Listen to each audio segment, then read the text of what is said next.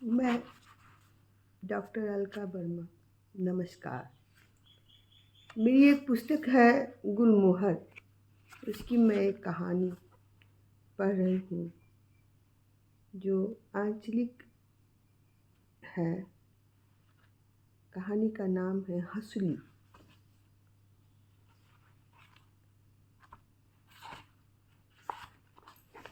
शीर्षक है हंसुली।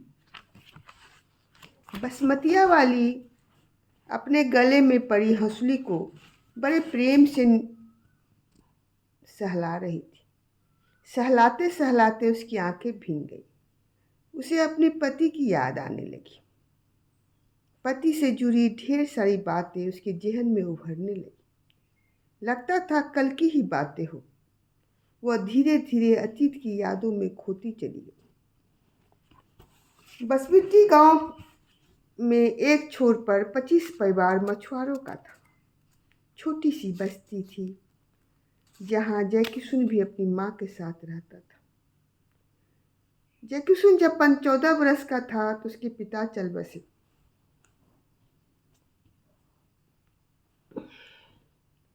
पिता के गुजर जाने के बाद चाचा ने उनकी मदद की।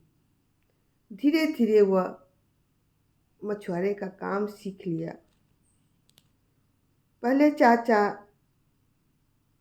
थोड़ा बहुत दे देते थे जिससे माँ बेटे का पेट चल जाता था। बाद में जयकिशुन ने जब अपना काम अलग कर लिया, चाचा बहुत भुनभुनाए पर माँ अड़ गई। वह बोली, अभी तो चल जाता है, जब जयकिशुआ की बहुरिया आएगी, घर गृहस्थी वाला होगा, तब कैसे चलेगा। अपनी अलग रोजी नहीं रख होगी तो बेटी भी कौन देगा, माँ बोली। चाचा को भी सहमत होना पड़ा। जयकिशुन कर्मठ था, हमेशा कार्यरत रहता था। मछली मारने के अतिरिक्त पटेट की चटाई बनाता, सन पापड़ी और गुलाब छड़ी बनाकर बेचता। माँ भी सितुआ का चूना बनाया करती थी। दोनों माँ बेटे की मेहनत रंग लाई और कुछ ही वर्षों में जयकिशुन ने नीचे ईंट और ऊपर खपड़े का 2 कमरे का मकान बना लिया। 2 गायें भी खरीद लाया। बेटा जब जवान हो जाता है तो माँ को उसकी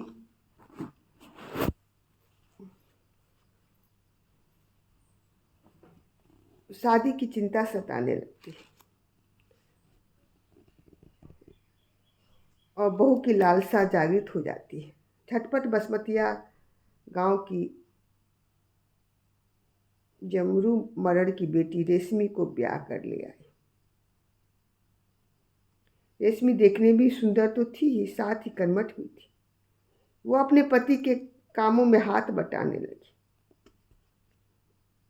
जिस कारण कमाई भी कुछ ज्यादा हुई। जयकिशुन ने आधा से शुद्ध चांदी का हौसली बना लाया। इसकी क्या जरूरत थी, रेशमा शर्माते हुए बोली।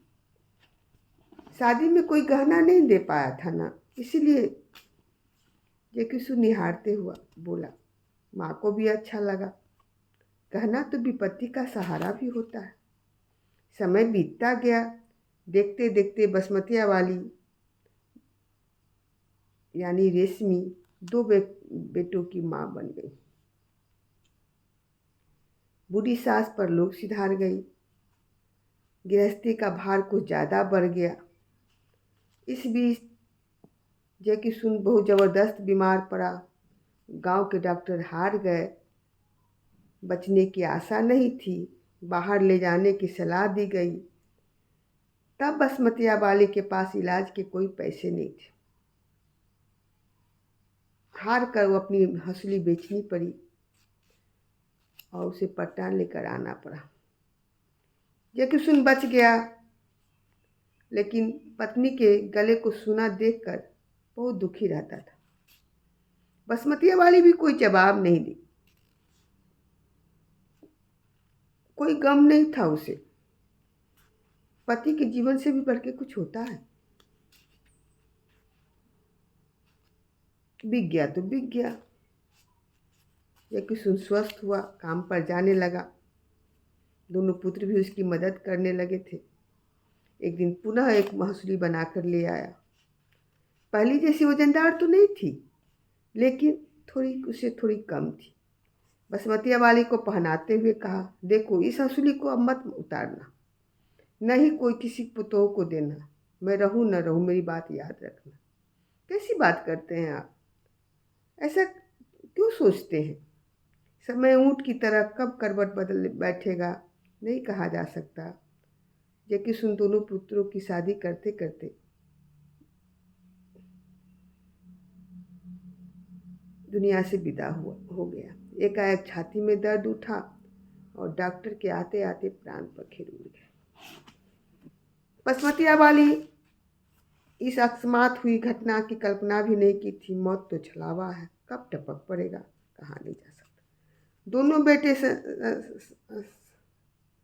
स्मरण और सुंदर माँ का ख्याल रखने लगे।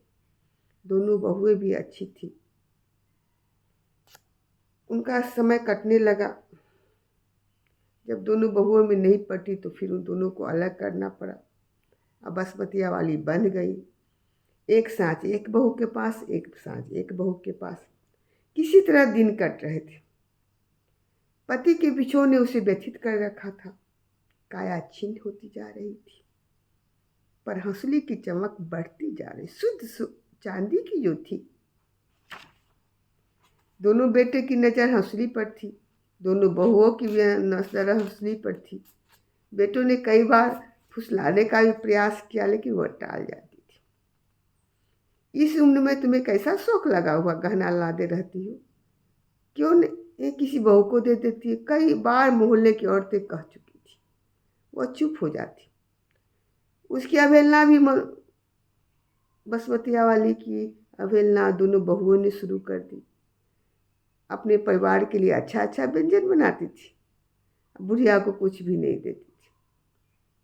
सूखी रोटी दांत से नहीं टूटती थी तो दूध की मांग करने पर मुंह ऐंठ कर बहुएं बोलती थी, बाल बच्चों का घर है, दूध कहाँ से बचेगा जो तुम्हें देंगे।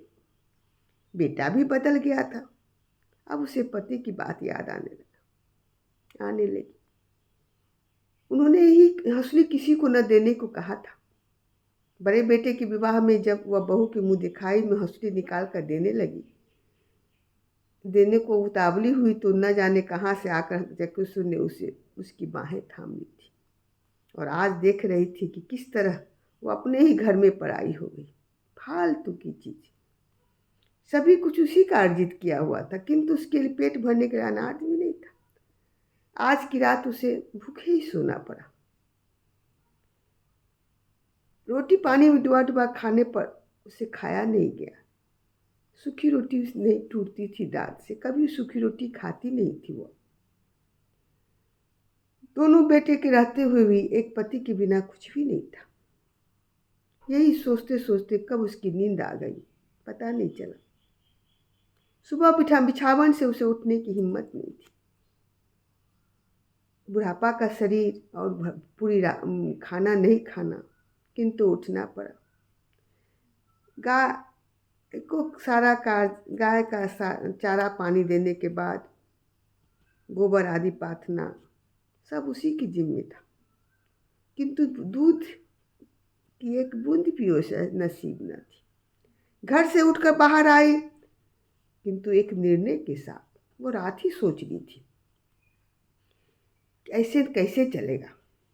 गाय की गुहाली से गोबर उठाते उठाते वो पड़ोसी से बात करने लगी और इधर उधर की बात करते करते हंसुली पर आ गई।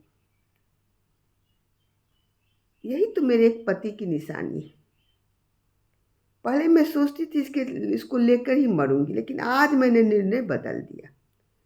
दोनों बहुएं में जो मुझसे ज़्यादा देखभाल करेगी उसे जीते जी दे जाऊंगी। और यह वाक्य, अंतिम वाक्य वह जानबूझ के जोर से बोली थी ताकि उसकी बहुएं इसे सुन ले। और ऐसा ही हुआ। अब जब वो आंगन में गई कुछ देर के बाद तो देखती है परिवर्तन महसूस हुआ। बसमतिया वाली की खातिर बढ़ गई थी। बुढ़िया करने वाली बहू माई जी कह रही थी। खाने की भी तरह तरह की चीज़ें मिलने लगी थी। कोई उसे काम करने नहीं देता था। गाय की देखभाल करने से भी मुक्ति मिल गई। अब भोजन के अतिरिक्त कटोरा दूध भी मिलने लगा। वह अचंभित थी हौसली की माया देख करके। पति की दुर्दशा को वह अब समझ रही थी। वह जाते जाते भी उसकी व्यवस्था कर गए थे। पति की नसीहत ने उसके जीवन का रास्ता बदल दिया। पोता पोती भी दादा दादी कहते नहीं थकते। वह भी बदले नजर आ रहे थे।